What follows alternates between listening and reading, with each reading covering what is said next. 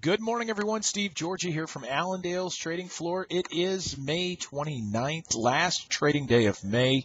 We do have corn finishing the overnight markets up about 2.5. Beans about a half to a penny higher, with wheat dropping back again, down about 3 cents. Export sales were out this morning. More neutral than anything as far as old crop. Maybe a little negative here as far as neutral for old crop, negative from new crop. Not a lot of major surprises. Don't think the market's going to watch that or care too much at this point about these sales. I think of a lot of what we've seen lately has been the influence of the dollar and what direction we may get for that dollar. And I think watching that today, still a lot of talk of this Greek situation, whether or not they're going to find another bailout. Something to watch there is that they are expecting to see some kind of resolution here by Sunday. We're going to see a lot of headline trading today. So as these stories come out, now this is whether or not they're going to get their bailout or not, may influence the dollar. The dollar right now slightly higher. It's been back and forth of unchanged and kind of expected to stay that way most of the day today. We saw it shifting around a lot yesterday. Probably going to expect that once again here today. But we've had our grain markets following that and watching the dollar here over this past week. So expect more of that today as we finish up the month of May as far as trading. The weather. Cooler temperatures moving in this weekend for most of the Midwest, but returning back to 70s, 80s next week.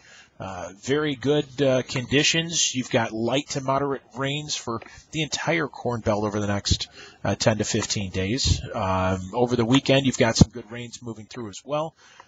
But I think the wheat market, when you look at what's happening here, the hard red wheat areas, after this weekend, you've got 10 straight days with no rain in the forecast. That's probably what's driving this wheat market lower. We had that big run up, the 60-cent rally last week, and certainly given a lot of that back here this week is what it looks like. But we do have some weather moving in, some drier conditions out for another 10 days once we get past this weekend. So that's probably helping put some pressure on wheat. Looking at livestock, cattle up 25 right now. Box beef, though, coming in quite a bit lower. Choice down 186. Select down 314. Cattle markets right now, looking at that, maybe just a one-day anomaly. We'll have to see if that does continue. But Kansas trade at 161. Also hearing out there, light trade in Iowa, 250 dressed. So we'll see how we finish out the week there. But right now, very strong markets yesterday. Technically broke out above some resistance areas, and we'll see if we can put a second day on top of that as well.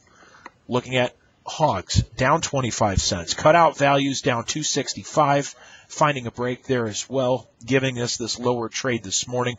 We'll see if it can find some support. We have not broken above resistance yet as far as hogs, but we have been in more of a sideways range over the last week and a half.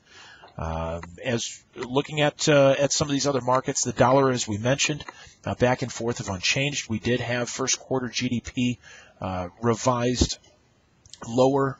Expectations were down 0.8%.